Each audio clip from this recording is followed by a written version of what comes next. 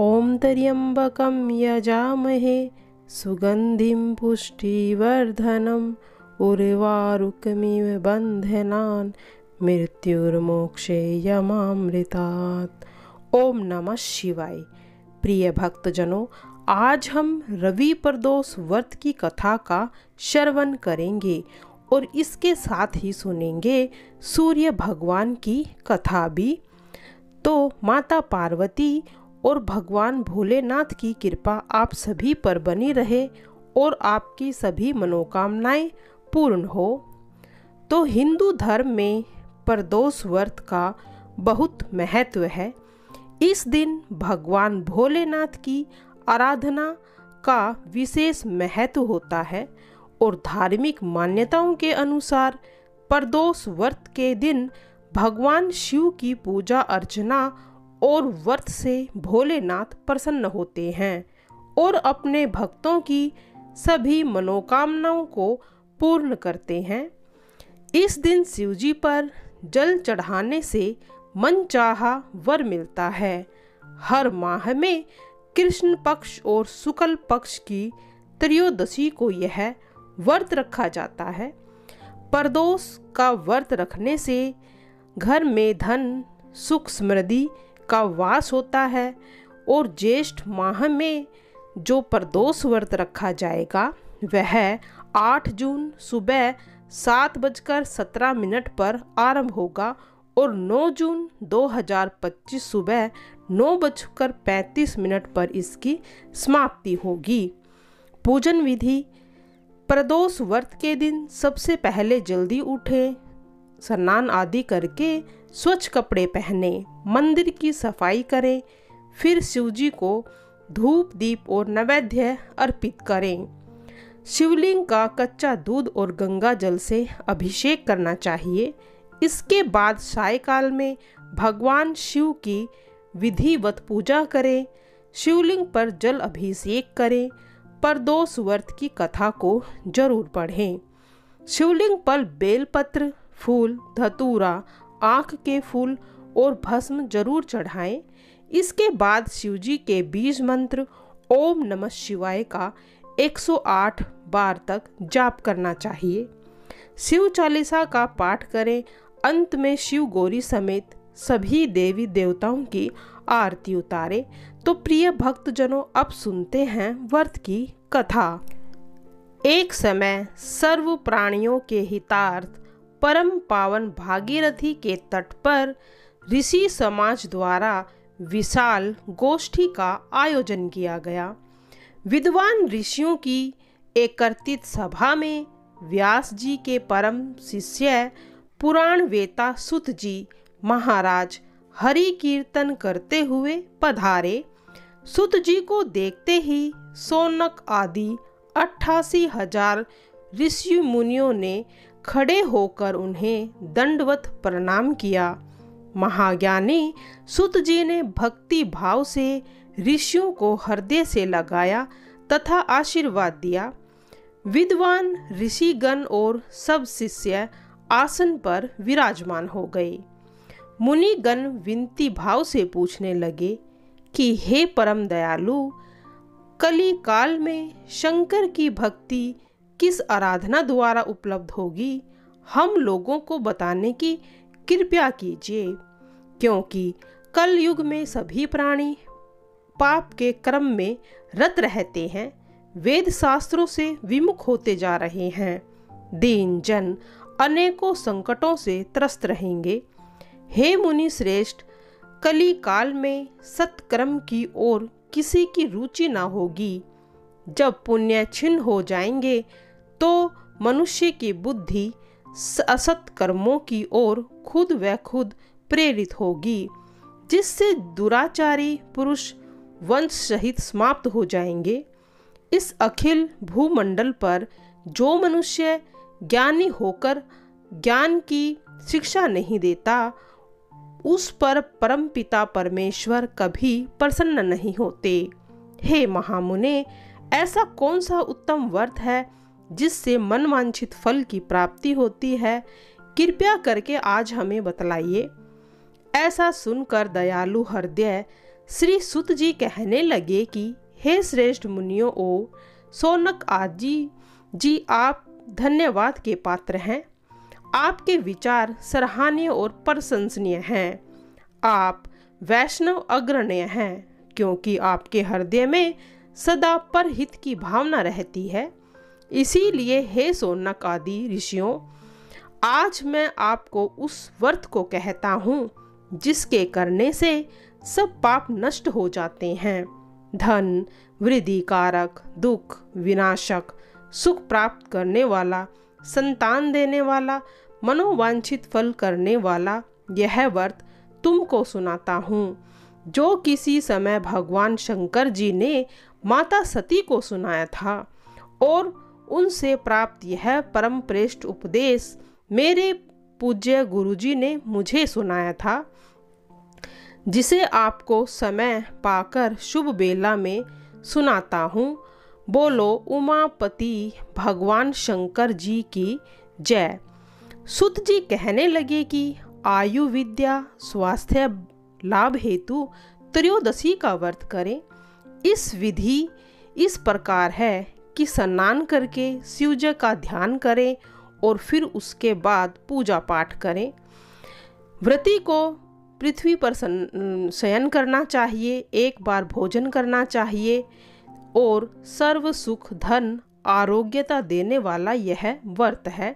ऋषिवरों, यह प्रदोष व्रत जो मैंने आपको बताया है, किसी समय शंकर जी ने सती से और वेद व्यास जी ने मुझसे कहा था। सुत जी बोले, हे विचारवान ज्ञानियों, आप शिव के परम भक्त हैं।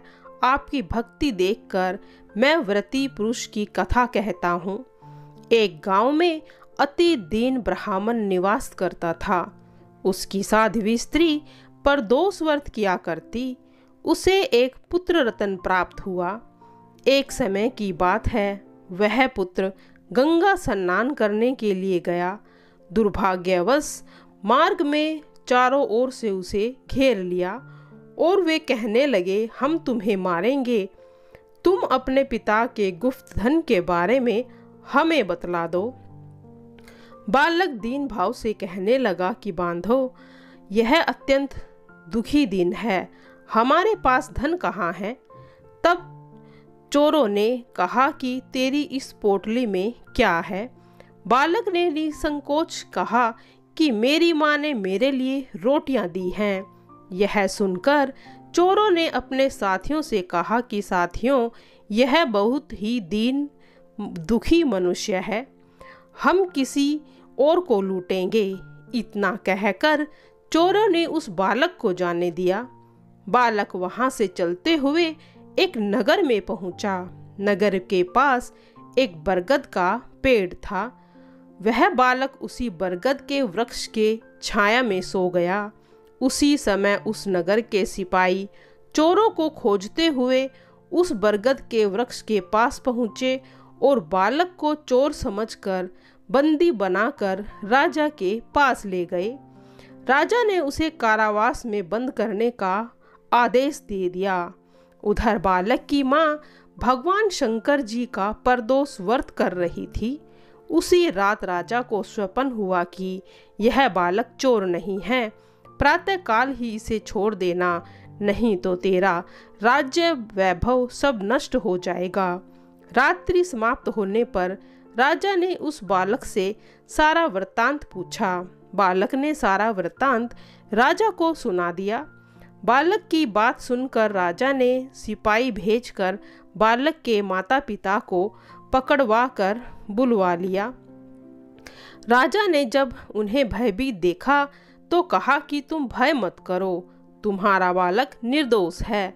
हम तुम्हारी दरिद्रता देखकर 5-5 गांव तुमको दान में देते हैं। शिव की दया से ब्राह्मण परिवार अब आनंद में रहने लगा। इस प्रकार जो कोई इस व्रत को करता है वह आनंद को प्राप्त होता है और उसकी सभी मनोकामनाएं पूर्ण होती हैं। प्रिय भक्तजनों, आज रविवार है तो आज सुनेंगे सूर्य नारायण की कथा। प्राचीन काल में एक बुढ़िया माई रहती थी। वह नियमित रूप से रविवार का व्रत करती। रविवार के दिन सूर्य उदय से पहले उठकर बुढ़िया स्नान आदि से निवृत्त होकर आंगन को गोबर से लीपकर स्वच्छ करती। उसके बाद सूर्य भगवान की पूजा करते हुए रविवार व्रत कथा सुनकर सूर्य भगवान का भोग लगाकर दिन में एक समय भोजन करती थी। सूर्य भगवान की अनुकंपा से बुढ़िया को किसी प्रकार की चिंता व कष्ट नहीं था। धीरे धीरे उसका घर धन धान्य से भर रहा था।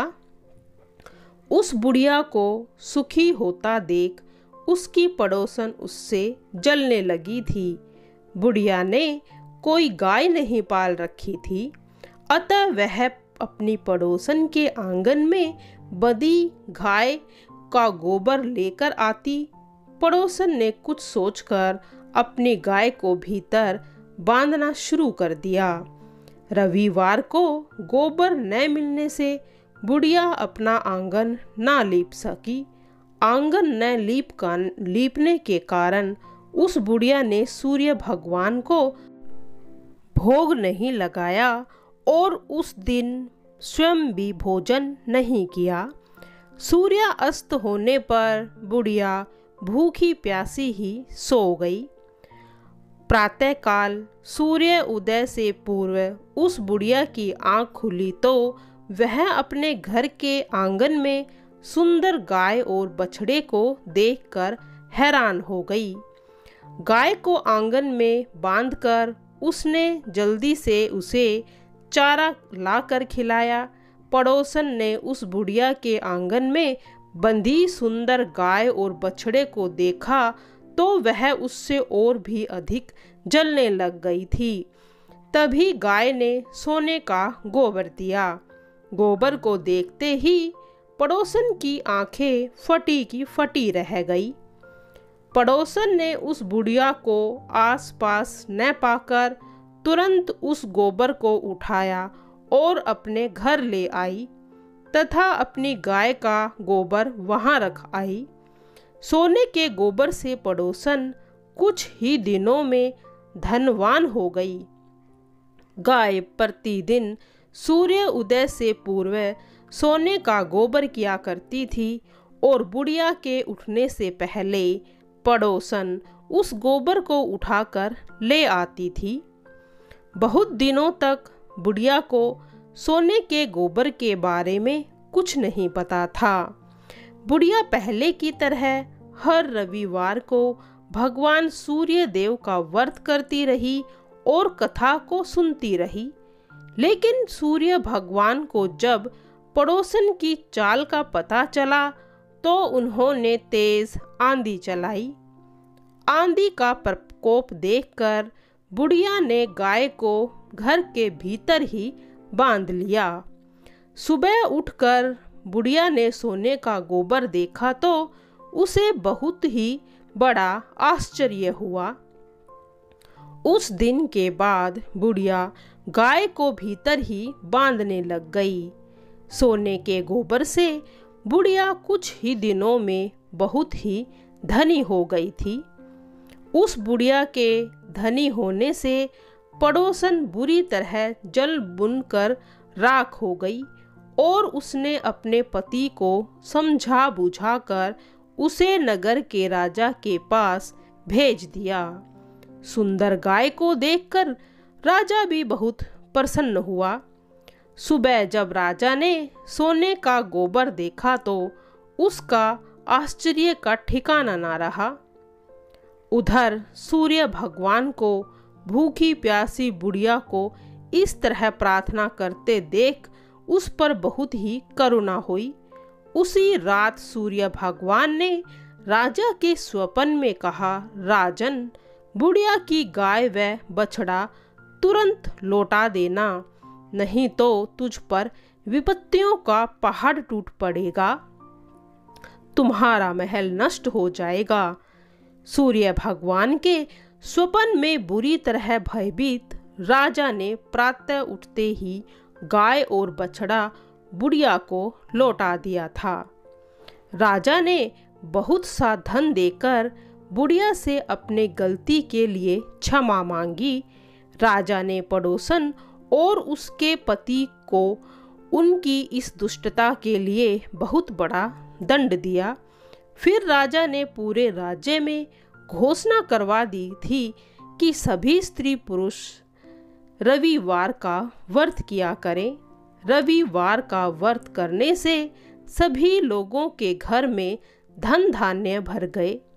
राजतय में चारों ओर खुशहाली छा गई। स्त्री पुरुष सुखी पूर्वक अपना जीवन यापन करने लगे और सभी लोगों के शारीरिक कष्ट भी दूर हो गए थे। प्रिय भक्तजनों, अब सुनेंगे सूरज की चालीसा। कनक बंदन कुंडल मकर मुक्ता माला अंगनम पद्मासं स्थित ध्याये शंख चक्र के संगनम।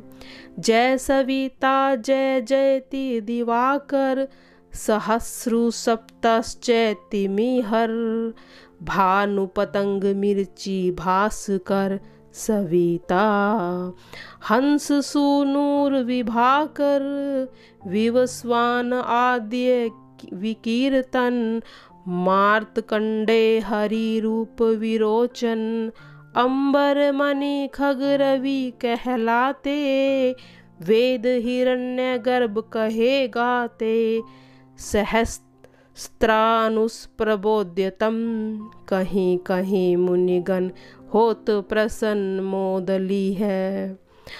अरुण सैदर्श सारथी मनोहर हाकत है साता चढ़ी रथ पर मंडल की महिमा अति न्यारी तेज रूप केरी बलिहारी। उच्च श्रवा सदर्श है जोते देखी पुरंदर लज्जित होते मित्र मारीची भानु अरुण भास्कर सविता सूर्य अर्क खग कली कल सुसारवी आदित्य नाम ले हिरण गर्भाव्य नम है कहीं के। द्वादश नाम प्रेम सो गावे मस्तक 12 बार नवावे चार पदार्थ सोह जन पावे दुख दरिद्र अंध पुंज नसावे। भास नाम कार को चमत्कार यह विधि हरि हर कौ कृपा सागर यह सेवे भानु तुम ही मन लाई अष्ट सिद्धि नवनिधि ते हिम पाई।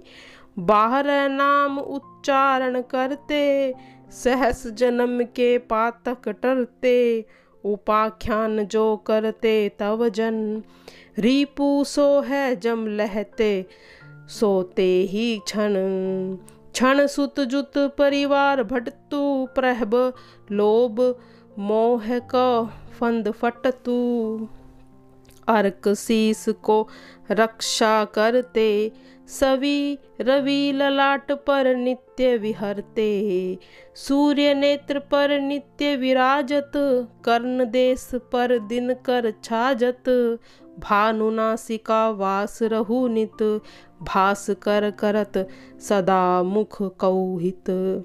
होठ रहे परजन्य हमारे रसना बीच तीक्ष्ण सब प्यारे कंठ सुवर्ण रेत की शोभा तिंगम तेजस कांधे लोभा। सुशाम बाहु मित्र पिठ हिम पर तौष्टट अरुण रहम कर उस्वास कर युगल हाथ पर रक्षा कारण भानु उर शर्म उदाचरण। बसत नाभि आदित्य मनोहर कटी मम है हंस रसत मन मुदुर भर। जंघा गोपति सविता बासे गुप्त दिवाकर करत हुलासा विश्वान पद की रखवारी बाहर बसते नित तमहारी। सहस्रांशु स्वर्ग सम्हारे रक्षा कवच विचित्र विचारे अस जोजन अपने मन माही भय जग बीज करहूँ ते ही नाही। दरिद्र कुष्ठ ते हिम कबहू न व्यापे, जो जन जाया को मन मम जापे। अंधकार जग का हो जो हरता, नव प्रकाश से आनंद भरता। ग्रह गण ग्रीष्म मिटावत जाही, कोटि बार मैं प्रणवो ताही। मंद सैदृश सुत जग में जाके, धर्मराज सब अद्भुत बाके। धन्य धन्य तुम दिन मनि देवा, किया करत सुरमुनि नर सेवा। भक्ति भाव तुत पूर्ण नियम सो, दूर हट तमसो भवे भ्रासो। परम माग मह सूर्य फाल्गुन, मंद वेदांग नाम रवि गा।